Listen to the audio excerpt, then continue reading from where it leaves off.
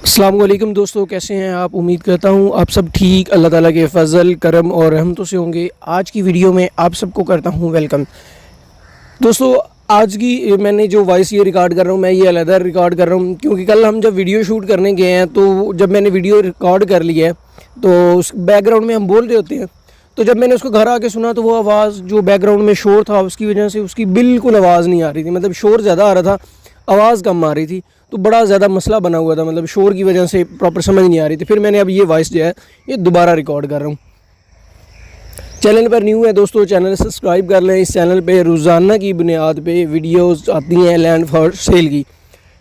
दोस्तों, आज की वीडियो बगैर टाइम ज़ाया क्या करते हैं शुरू। दोस्तों, आज की जो वीडियो है इसमें पॉजिटिव पॉइंट भी हैं, नेगेटिव पॉइंट भी हैं, अच्छाइयाँ भी हैं, बुराइयाँ भी हैं। और आपको पता है कि हमारा चैनल जो है ये सिर्फ़ और सिर्फ इस चीज़ पे काम करता है कि आपको अच्छाइयों के साथ बुराइयाँ भी बताता है। कोई भी यार आपको पता है कि एजेंट इस तरह की चीज़ें नहीं बताते हैं, लेकिन अल्हम्दुलिल्लाह हम बताते हैं और इंशाल्लाह बताते रहेंगे।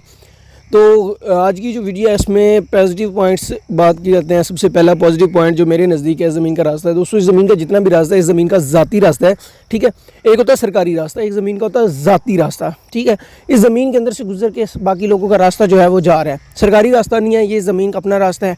तो खैर, रास्ता रोकना अच्छी बात तो नहीं है, लेकिन काफ़ी लोग इसका पूछते हैं, तो आप किसी का रास्ता चाहें तो रोक सकते हैं। मैं आपको कभी ये नहीं कहूँगा कि आप ऐसा कर लें, लेकिन ऐसा नहीं कीजिएगा, आपकी मालूमात के लिए बता रहा हूँ। बाकी यहाँ से दोस्तों सिंगल रोड की बात करूँ तो ये तकरीबन आपका 3 से 4 किलोमीटर के बाद सिंगल रोड शुरू हो जाता है और जीटी रोड यहाँ से काफ़ी फासले पर है। यहाँ पर इस ज़मीन को कोई भी किसी किस्म का जो होती है मोटरवे का एक्सचेंज वो कोई भी नहीं लगता। ये यहाँ पर थोड़ा सा मसला है क्योंकि जो दूसरे शहर के लोग हैं, लाहौर, इस्लामाबाद, जो इस एरिया से आते हैं वो मुझसे लाजमी पूछते हैं। तो मैं उनके लिए भाई बता रहा हूँ कि आपके लिए ये ज़मीन सूटेबल नहीं रहेगी क्योंकि मोटरवे से उतरने के बाद आपका कम से कम 55 से 60 किलोमीटर का फासला बन जाएगा। तो इस हिसाब से ये आपके लिए ज़मीन जो है वो सूटेबल नहीं रहेगी। ये उन लोगों के लिए सूटेबल है। मैं आपको थोड़े से एरियाज़ के नाम बता देता हूँ जहाँ से आप बिलोंग करते हैं, तो आपके लिए बहुत अच्छी। अगर आप फैसलाबाद, चिन्योट, सरगोदा या मंडी बहाउद्दीन, फालिया इस एरिया से करीब करीब हैं तो आपके लिए ये ज़मीन बहुत ज़्यादा सूट करेगी। शाहपुर वाले साइड के लोगों के लिए भी ये ज़मीन सूट करेगी।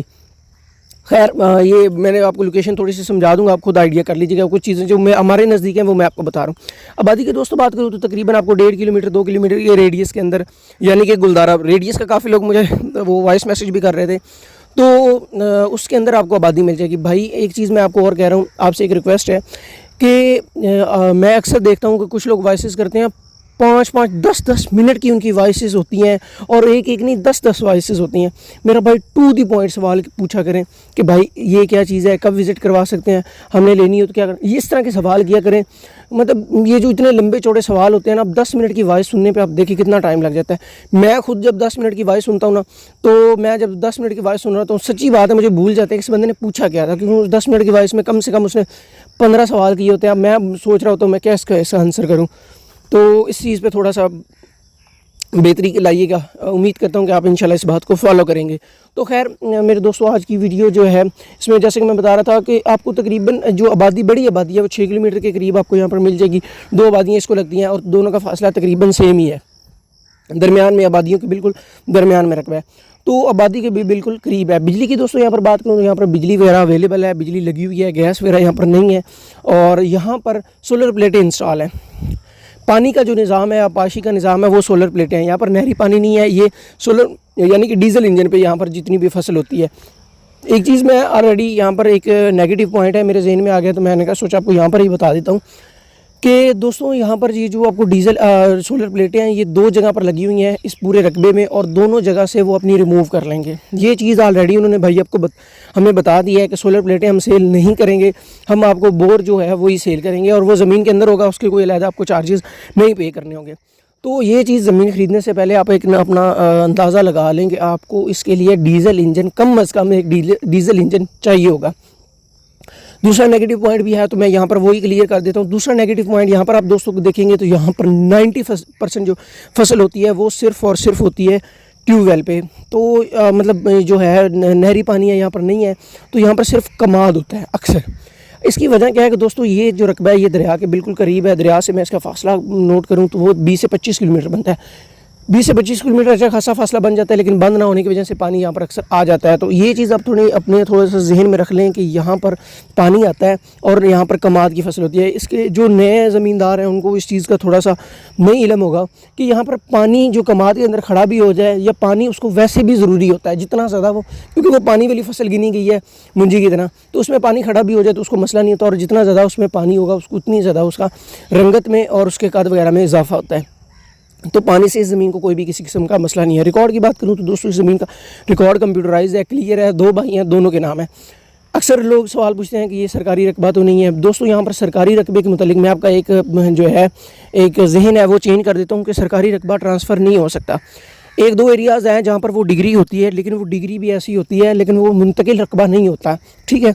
तो सरकारी शाम लाट के जो रकबे होते हैं, जब भी वो कोई बंदा छोड़ता है तो वो गवर्नमेंट के पास वापस आता है और वो रकबा आपको जस्ट कब्ज़ा मिल सकता है, लेकिन वो आपको रकबा ट्रांसफ़र नहीं हो सकता। ये थोड़े से मसले मसाइल हैं जो आपके लिए समझना ज़रूरी है। थोड़ा सा बड़ा है, इसलिए लास्ट टाइम भी हमने एक वीडियो अपलोड की थी तो उसमें एक भाई थे वो इतराज़ कर रहे थे, वो कह रहे थे कि भाई आप सारा रकबा दिखाया करें। देखिए यार 300 एकड़ का रकबा है, फॉर एग्जांपल किसी बंदे का हो 300 एकड़, अब मैं 300 एकड़ की वीडियो बनाने लग गया तो अगर 1 एकड़ को 1 मिनट भी दूँ तो कम से कम वो 300 मिनट का बन जाएगा रकबा। कौन देखेगा ऐसे वीडियो?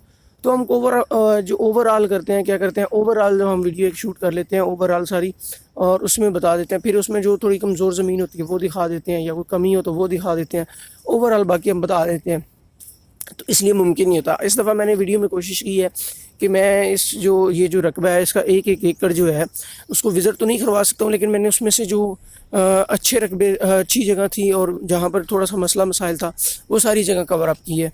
तो ये चीज़ें थी, मैंने सोच रहा था क्योंकि आज की जो वीडियो है इसमें ये सारी चीज़ें मैंने कवर की हुई।